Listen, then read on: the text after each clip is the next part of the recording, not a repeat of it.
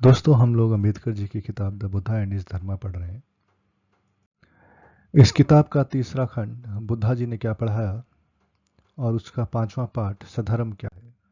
उस पांचवें पार्ट का तीसरा सेक्शन मैत्री को बढ़ाना ही सधर्म है। धर्म तभी सधर्म है अगर वो मैत्री को बढ़ाए। और उसका दूसरा सब पार्ट कि प्रज्ञा और शील काफी नहीं, प्रज्ञा और शील के साथ साथ करुणा भी होनी चाहिए, तभी धर्म सधर्म कहलाएगा।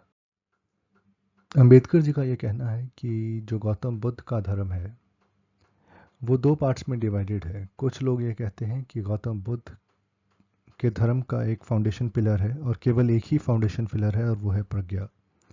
और कुछ लोगों का मानना है कि गौतम बुद्ध का जो धर्म है उसका फाउंडेशन स्टोन या फाउंडेशन पिलर अकेला करुणा है। लेकिन अंबेडकर जी के हिसाब से ये दोनों ही व्यूज़ गलत हैं। उनके हिसाब से जो गौतम बुद्धा का धर्म है उसका प्रज्ञा भी एक पिलर है और करुणा भी एक पिलर है। तो दोनों ही बुद्धा के धर्म के पिलर्स हैं। ये चीज़ समझाने के लिए अंबेडकर जी एक कहानी बताते हैं जिसमें गौतम बुद्ध गांधार के देश में थे और वहाँ पे एक गरीब आदमी रहता था, एक भिक्षु रहता था और उसको एक बहुत ही भयंकर बीमारी हो रखी थी। जहाँ पे भी रहता था उस चीज़ को गंदा कर देता था, उस जगह को गंदा कर देता था। ये भिखारी एक विहार में रह रहा था और गौतम बुद्धा अपने 500 फॉलोअर्स लेके इस भिखारी तक गए और वहाँ पहुँचने के बाद उसके यूटेंसिल्स वगैरह गर्म पानी से साफ़ किए और उसके ज़ख्मों पे मरहम लगाया। वो आदमी इतने बुरे तरीके से रह रहा था कि उसकी स्मेल सूंघ के ही लोग उसके पास नहीं आ रहे थे और उस आदमी के प्रति उनके मन में घृणा बैठ गई थी। लेकिन गौतम बुद्ध खुद उसके पास गए, गर्म पानी से उसका शरीर धोया, उसके अपने हाथों से उसके शरीर पे मलहम लगाया। और ये सब देखने के बाद धरती हिल गई और आसमान में एक अद्भुत लाइट आ गई, एक सुपर नेचुरल लाइट आ गई। इसके बाद जो राजा थे और उसके मिनिस्टर्स थे वो वहाँ पहुँच गए, देवी देवता वहाँ पहुँच गए और उन लोगों ने बुद्धा की बहुत प्रशंसा करी। और उन्होंने गौतम बुद्धा से पूछा कि भाई आप इतने बड़े महान हो के अपने आप को इतना कैसे गिरा सकते हो कि इस नीच इंसान के साथ की आप सेवा करो।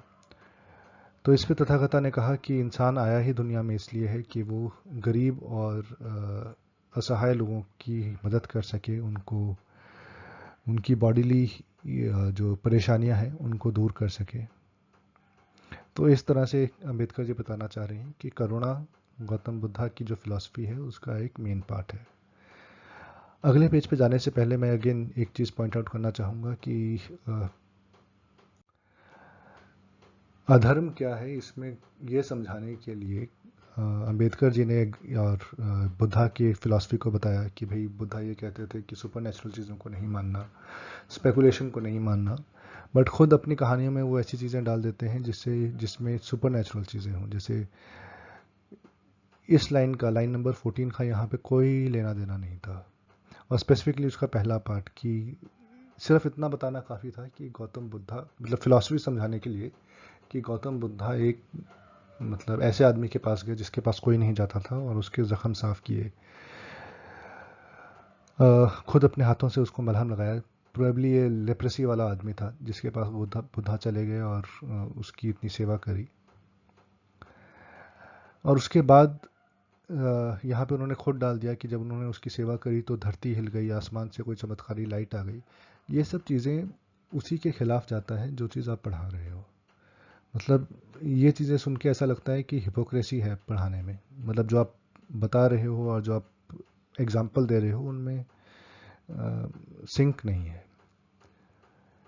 एक तरफ हम कहते हैं कि जीसस की तरह उन्होंने कुछ ऐसा क्लेम नहीं किया कि वो सुपर नेचुरल है और मतलब लेप्रेसी को ठीक नहीं किया, तो ठीक है, हम वो एग्जांपल मानते हैं कि भाई उन्होंने कोई सुपर नेचुरल चीज़ें क्लेम नहीं करी, बट उन्होंने एक लेप्रेसी के आदमी को जाके उसकी सेवा करी, तो उसके बाद फिर ये सुपर नेचुरल चीज़ें बीच में डालने का कोई मतलब नहीं है।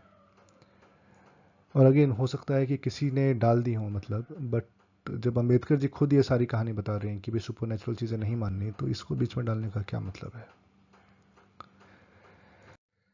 खैर, तो अगले वीडियो में हम दोबारा देखेंगे इस सेक्शन का आखिरी सब सेक्शन कि केवल करुणा काफ़ी नहीं है, करुणा के साथ साथ मैत्री होना भी ज़रूरी है।